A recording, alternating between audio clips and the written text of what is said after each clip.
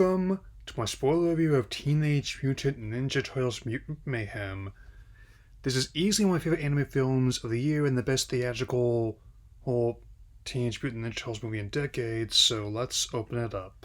The film opens on a prologue where Baxter Stockman, voiced by Giancarlo Esposito, is being raided based on what he stole from his work at TCRI.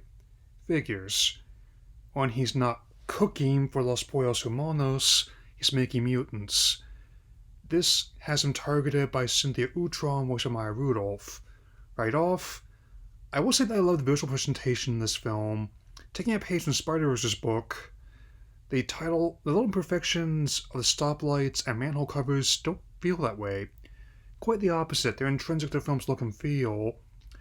Everything from the Pizza Hut boxes and to even the opening vanity plates of little touches like pencil smudges and ruler marks. Though this movie remixes and spoofs many aspects of the lore, the canon event is kept intact. In the midst of a raid, a vile radioactive mutagenic ooze falls down the sewer under a group of 4 baby turtles and a rat. After the title card, 15 years pass, and the 4 turtles are sent on a grocery run with the challenge of not being seen by using their skills as ninjas. Leonardo is voiced by Nicholas Cantu, Donatello is voiced by Micah Abbey, Michelangelo is voiced by Shimon Brown Jr., and my favorite, Raphael, is voiced by Brady Noon. They not only nail their archetypes in unique ways, but they really lean into the teenage aspect of the title the most of any version to date. As the soundtrack cues up Ante Up by M.O.P., the Turtles are able to do a bit better in Bodega than the Spot could. While on their way back, decide to catch a movie in the park in Brooklyn for Spiel's day off. Nice synergy, Paramount. The Turtles return to the sewers, though Splinter, voiced by Jackie Chan, isn't fooled at all. He's definitely an ideal choice for an eccentric but wise martial arts master and a surrogate father figure. I also love how the robe and hair homage his original action figure design. Splinter further details the origin story, and I actually like your new take on their origins. The use of I Know by De La Soul is great, especially with the passing of Dave Trugoy Joe LaCour earlier this year. It's just like a human's comes from bad past experiences, including a scrap in Times Square with a SpongeBob cosplayer. Even how they learned ninjutsu is given a new spin. He understandably cares for the turtles like they were his own sons and doesn't want them to get hurt. He just allows them to leave the sewer for a month. The moment they share in their room is a good one. Just like the little details of the designs, like Donnie's reading glasses with UV filter and Mike's retainer, which are neat little ways of telling that apart if you forget their weapon or mask color. Elsewhere, several thieves and the employee of Superfly are after more mutagen, posing as laborers and ice cream men to not arouse suspicion. Personally, I look elsewhere for my Sonic Sherbet Pops if I saw them rolling around. Their mutagen supply is stolen and taken to Superfly's lair, which is in an old boat in a ship graveyard. Back with Utrom, I'm not sure whether she's connected to the alien race from the comic or other adaptations, or if it's just a name reference. Either way, looking forward to what comes next, more on that later. She recognizes Superfly from the raid and adds GPS tracking to the next shipments. Back with the Turtles are the 1 months elapsed, and they celebrate by YouTubing themselves doing target practice. I also enjoy the score from Trent Reznor and Atticus Ross, as I have their work in 9 Inch Nails and other movies. They then stumble upon someone getting a moped stolen and decide to intervene before the bike gets gutted for parts. The fight is a comedic goldmine of animation, especially like the medic scene of Donnie getting jabbed in the leg with one of Rap's size, and Vanilla Ice's ninja rap playing a car stereo as Mikey gets his head slammed into it. They do adapt as fighters and recover the bike after accidentally starting a fire in the garage. The moped turns out to belong to April O'Neil, voiced in this film by Ayo Edebiri. I'm not familiar with her acting as others, but she is a good fit for this version, portraying her as reporting as being emotionally speaking the adult in the room among a bunch of turtles. As for her body type, well, there is a reason for it and I'll get to that. I will say the Laird she gives the interview at is a nice nod to his co-creator Peter Laird. Half hour in, we get another key thread to motivate the Turtles. Do they want to be heroes for their glory, or because it's the right thing to do? To agreeing to help April, they look for clues in the school, a nod to the other creator, Kevin Eastman, it's Eastman High. Also, Donnie being an otaku who's into Attack on Titan will be important later. They sign up for improv under their aliases, and the Board of Civics is a nice detail. Now comes the part which explains why this version looks and acts the way she does. The puke girl logo graffiti. It becomes clean that she has self-confidence issues, and the emotional stress manifested physically when she tried to read the morning announcements all over the desk.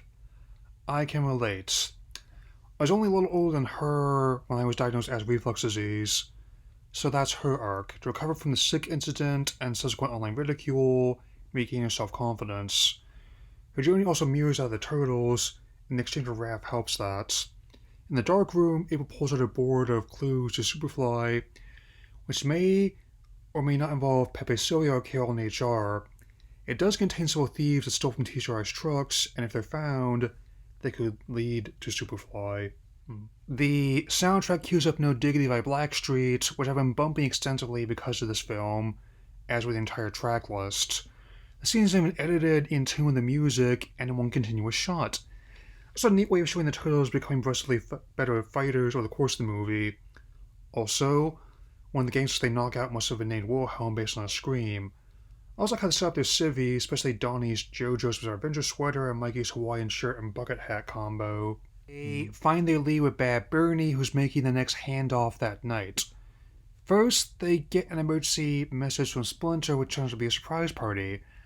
Just how expressive the characters are in this movie, especially as they react to their sensei's cutout guests. Again, the use of the Kelvin variant of Kirk is nice synergy. I think they can take all the time they need with the next Star Trek movie in that timeline. His line about the human restaurant experience also a bit more relatable post-COVID. Also, the running bit about milk gain will be important later. They go to the handoff under the bridge, and apparently Donnie learned how to drive by playing Forza Horizon extensively. Honestly kind of feasible, we'll see more of his skills as a wheelman later. Superfly arrives, voiced by rapper actor Ice Cube and joined by a gaggle of enforcers. Bebop, voiced by Seth Rogen, permanent teenager and co-producer and co-writer, and Rocksteady, voiced by John Cena. Other heavies that have made recurring appearances in the franchise include Mondo Gecko, voiced by Paul Rudd, Genghis Frog, voiced by Hannibal Buress, and Ray Fillet, voiced by singer Post Malone. He is so OP in the Sega version of Tournament Fighters. There's our distaff variants of Leatherhead, voiced by Rose Byrne, and Wayne Nutt, voiced by Natasha Dimitru. I actually like how this film is holding off on Shredder and his clan right away, and how Ice and the other actors are given enough room to improvise some of their lines. The Police at My Door reference actually cleared legal and was used extensively in promotion. They talk about the canon event that mutated them. I really like how these scenes are lit and colored in the stretch.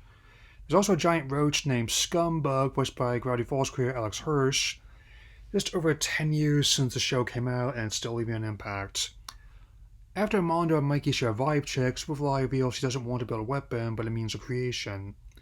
The soundtrack uses ODB, Shimmy Shimmy Yeah, and the Black Light Bowling Alley is another fantastic example of the movie playing with light and color palettes. April's on the phone and tells April to feed her more intel as the guys on the inside. Well, they're ninjas, sometimes best way to hide is in plain sight. Superfly, over soft drinks and pizza, divulges he was the one who got the other mutants, and while Splinter's past experiences with humans haven't stopped the Turtles from seeing the best in people, Superfly and his posse being rejected is the impetus for him to mutate the entire city and the world. April is horrified, but the Turtles keep on talking as a rival on a weapons site. Shit Raiders in Staten Island, and the mutants are only slightly less weird than Pete Davidson. April is falling behind. I just love this part where they're listening for non belongs to the radio. Donnie hits her brakes with his bow staff. The tempo switches from the version of the He-Man viral video as they give chase. So great little details like how the exhaust looks and Mod having extra skate on his tail for balance. Superfly takes the last component for his device, and the Turtles wind up getting captured by TCRI. April goes for help, and Cynthia enters. I also noticed her outfit looks similar to Crane's android body. Maybe a sequel hook, maybe it's an Easter egg. Either way, he starts milking the ooze from their blood, elements remixed from Michael Bay produced films. As so delirious starts singing Butter by BTS. Hour in, Superfly's cousins build a machine, and April gets through to Splinter, who goes to rescue the turtles using the ninjutsu he taught them. These are my favorite theatrical Turtles films in the first two in the early 90s. Conveniently, the locker that falls on Splinter had their weapons inside. April apologizes for leaving them hanging. Splinter realizes as well that the Turtles have to head to the surface to eventually truly grow as individuals and ninjas. He shuts off the machine, and the Turtles, having learned sickening truth, start to confront Superfly.